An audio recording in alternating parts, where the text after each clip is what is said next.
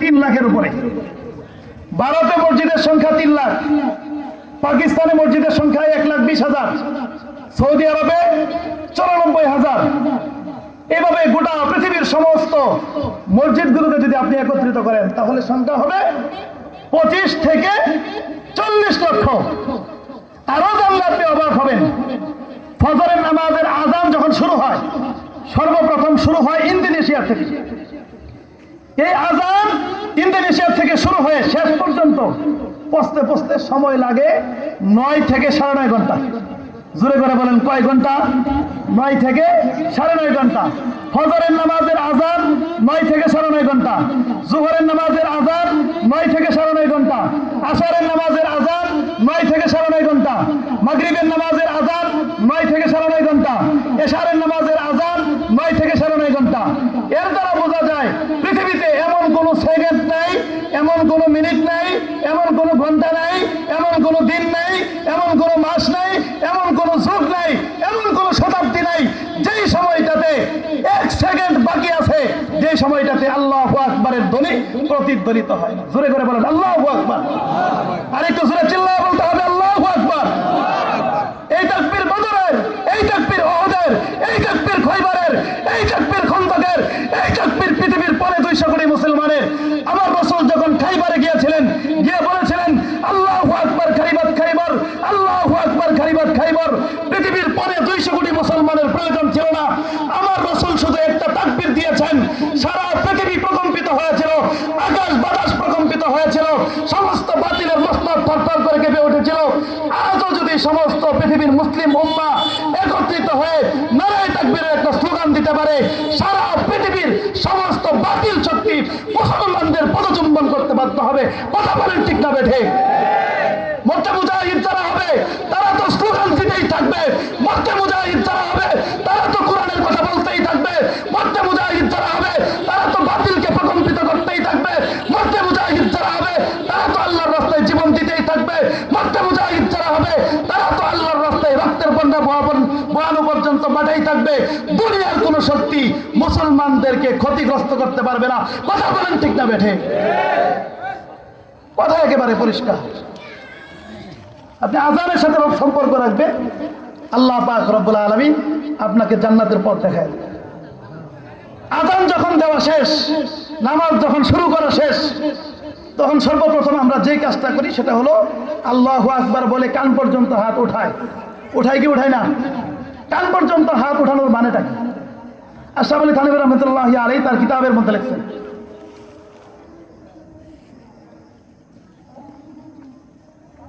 কান পর্যন্ত হাত উঠানোর দ্বারা উদ্দেশ্য হলো মানুষ যখন অপরাধ করে, অপরাধ করার পর যদি কান ধরে মাপ চায়, আমি যদি আপনাদের সামনে অপরাধ করি তারপরে যদি কান ধরে বলি যে আমি অপরাধী, আমাকে মাফ করে দেন, এমন অনেক দয়াবান মানুষ আছেন, যেহেতু সে মাফ চাইছে তাকে মাফ করে দাও। সর্বপ্রথম আমরা কান ধরে আল্লাহ তাআলাকে বলি, ওগো আল্লাহ আমরা অপরাধী, আমাকে মাফ করে। তো আল্লাহ তাআলা কেমন জানি বলতে থাকেন যে এতটুকু দিয়ে হবে না, আমার আরো কাছে আসতে হবে।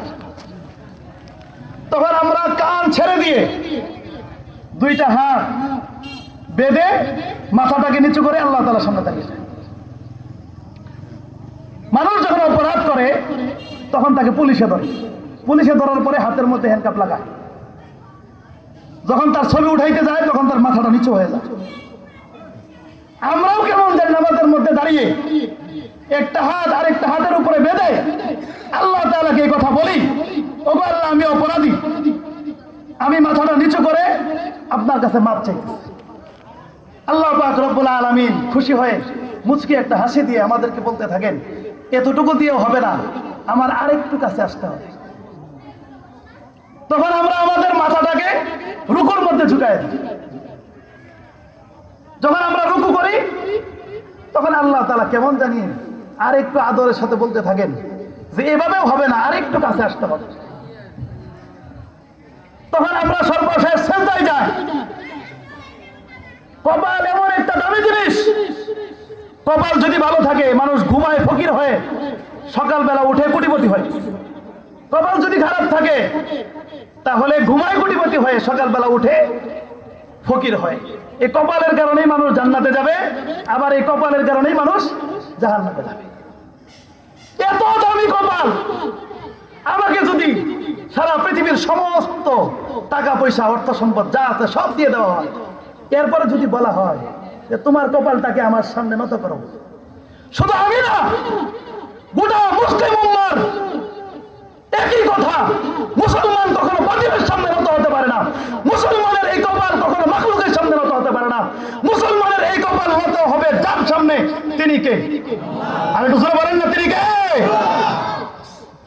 আমরা সব বিসর্জন দিয়ে আমাদের এই কপালটাকে যখন মাটির মধ্যে লুটায় দেই, তখন আল্লাহ তাআলা আমাদেরকে বলেন যে তুই সেজদা দিয়েছিস জমিনে, কিন্তু তোর সেজদা জমিনে পড়ে নাই, তোর সেজদা পড়েছে আমার কুদরতি পায়ে। সেজদা যখন দেওয়া শেষ, মাথা উঠানোর আগেই আল্লাহ তাআলা বলেন যে আমি তোর জিন্দগির সমস্ত গুনাহ খাতা মাফ করে দিলাম। এখন আপনার প্রশ্ন আসতে পারে যে মাফ পাওয়া কি এত সহজ?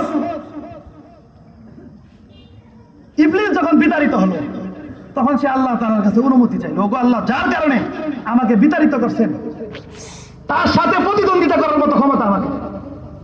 আল্লাহ তাআলা বললেন তুমি কি চাও? ইবলিস বলল মানুষকে আমি ডান দিক থেকে ধোঁকা দেওয়ার ক্ষমতা আমি পেতে চাই। আল্লাহ তাআলা বললেন যাও, দিয়ে দিলাম। এরপরে বললো যে বাম দিক থেকে ধোঁকা দেওয়ার ক্ষমতা আমাকে দিন। আল্লাহ বললেন তাও দিয়ে দিলাম। সামনের দিক থেকে ধোঁকা দেওয়ার ক্ষমতা দিন। আল্লাহ বললেন তাও দিয়ে দিলাম। পিছন দিক থেকে দিন। আল্লাহ তাআলা বললেন তাও দিয়ে দিলাম। যখন দেওয়া শেষ, ফেরেশতা আসছে আল্লাহ তাআলার কাছে, ওগো আল্লাহ, মানুষ বানাইছেন আপনি মোহাব্বত করে, এই মানুষকে ধোঁকা দেওয়ার জন্য সর্বদিক থেকে আপনি শয়তানকে ক্ষমতা দিয়ে দিয়েছেন, এখন মানুষ জান্নাতে যাবে কি করে, আপনাকে চিনবে কি করে? তখন আল্লাহ তাআলা বলছিলেন যে আমি 4 দিক দিয়েছি, কিন্তু 2টা দিক আমার দিকে রেখে দিয়েছি। এর মধ্যে একটা হলো জমিনের দিক, আরেকটা হলো আসমানের দিক। শয়তান ডানে বামে সামনে পিছনে সব জায়গা থেকে ধোঁকা দিতে পারে, কিন্তু আল্লাহ তাআলা নিজের হাতে 2টা দিক রাখছেন, একটা হলো জমিনের দিক, আরেকটা হলো আসমানের দিক। বান্দা যখন অপরাধ করতে করতে যখন সে বুঝে ফেলবে অনেক অপরাধ হয়ে গেছে, এবার আল্লাহ তাআলার কাছে মাপ চাওয়া দরকার, তখন যদি সে তার ভুল বুঝতে পারে, তার কপালটাকে সেজদায় লাগায়, আর যদি বলে আল্লাহ আমার ভুল হয়ে গেছে আমাকে মাফ করে দিন, তার কপাল উঠাইতে দেরি হবে, আল্লাহ তাআলা তাকে মাফ করতে দেরি করবে। সব জায়গায় সেজদা দেওয়া যায় না, বাজারে সেজদা দেওয়া যায় না, রাস্তাঘাটে সেজদা দেওয়া যায় না। ওই জায়গায় সে যেন মাহরুম না হয়ে যায়, বন্দিত না হয়ে যায়, এজন্য আল্লাহ পাক রব্বুল আলামিন উপরের দিক খোলা রাখছেন। বাজারে গিয়ে মনে হয়েছে আমি অপরাধী, তখন যদি সে তার 2টা হাত আসমানের দিকে সম্প্রসারিত করে দেয়, আর যদি বলে রব আমার ভুল হয়ে গেছে আমাকে মাফ করে দেন, তার হাত 2টা নামাইতে দেরি হবে, আল্লাহ পাক রব্বুল আলামিন তার জিন্দেগীর সমস্ত গুনাহ খাতা মাফ করতে দেরি করবে। এরপরেও যদি আপনার বিশ্বাস না হয়, তাহলে আমি বলবো আপনি ঈমানের সংজ্ঞা সম্পর্কে সঠিকভাবে ধারণায় রাখেন। ঈমান কি জিনিস?